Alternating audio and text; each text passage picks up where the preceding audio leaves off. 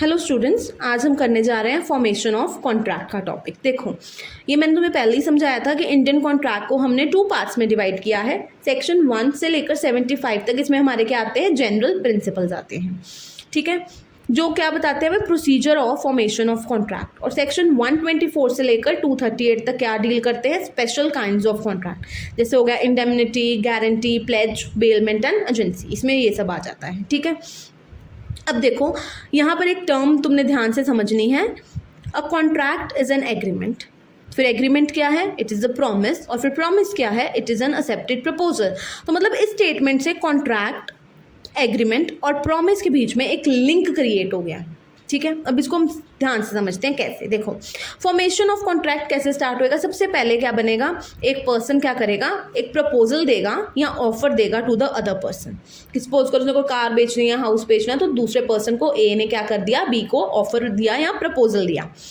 तो such an offer is given to obtain the assent और acceptance. Basically उस person का क्या पर्पस है कि मुझे अगला एक्सेप्ट कर ले मेरे प्रपोजल को या ऑफर को, मुझे अपना एसेंट या एक्सेप्टेंस प्रोवाइड करे। So hence when a person makes offer, other person में एक्सेप्टेड और रिजेक्टेड। अब ज़रूरी नहीं है कि उसने ऑफर दिया तो दूसरा पर्सन उसको हमेशा एक्सेप्ट करे, वो रिजेक्ट भी कर सकता है। अगर वो रिजेक्ट करता है तो कोई कॉन्ट्रैक्ट नहीं होएगा, बट अगर वो पर्सन एक्सेप्ट कर लेता है तो वो क्या बन जाता है, प्रॉमिस। सो तुम्हें अभी ये लाइन क्लियर हो गई। प्रॉमिस क्या होता है, फिर एक्सेप्टेड प्रपोजल, कि जब पर्सन ने कोई प्रपोजल दिया, दूसरे पर्सन ने उसको एक्सेप्ट कर लिया, तो वो क्या बन चुका है अब, promise. Now move on. So when therefore there are 2 promises in one contract. अब ध्यान रखना, they are called reciprocal promises. अब promises जब भी हम होता है तो एक promise नहीं होता, 2 होते हैं। क्योंकि अगर सपोज करो 2 parties to the contract हैं, तो एक पर्सन ने, जैसे उसने सपोज करो उसको कार बेची, ए ने बी को कार बेची, एक उसने अपना प्रॉमिस निभाया, बी ने इन रिटर्न क्या करना है, उसको पेमेंट करनी है। तो ये होते हैं रेसिप्रोकल प्रॉमिसेस। ठीक है, when one party exchanges his promise for the promise of the other, तो फिर क्या बन जाता है, एग्रीमेंट। क्लियर हुआ। पहले प्रॉमिस था, जब एक उसने एक्सेप्ट कर लिया तो वो बन गया प्रॉमिस। से प्रपोजल एक्सेप्ट हुआ तो क्या बना, प्रॉमिस। ठीक है, जब देखो रेसिप्रोकल प्रॉमिसेस दोनों तरफ से एक्सेप्ट हुए तो क्या बन चुका है, अब हमारे पास एग्रीमेंट बन चुका हुआ है। ठीक है, so agreement is exchange of reciprocal promises between the parties.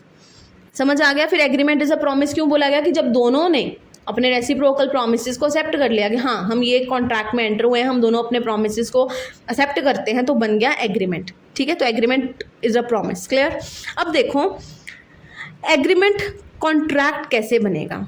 Agreement if can be made enforceable by court of law, it is a contract. अब देखो, अगर मैं एग्रीमेंट को वो एनफोर्सेबल कर देती हूँ, मतलब तुम कोर्ट ऑफ लॉ में जा सकते हो अगर मैं अपना कॉन्ट्रैक्ट नहीं फुलफिल करती, अगर वो एग्रीमेंट एनफोर्सेबल बाय लॉ बन जाता है तो क्या कहलाएगा, कॉन्ट्रैक्ट। क्लियर।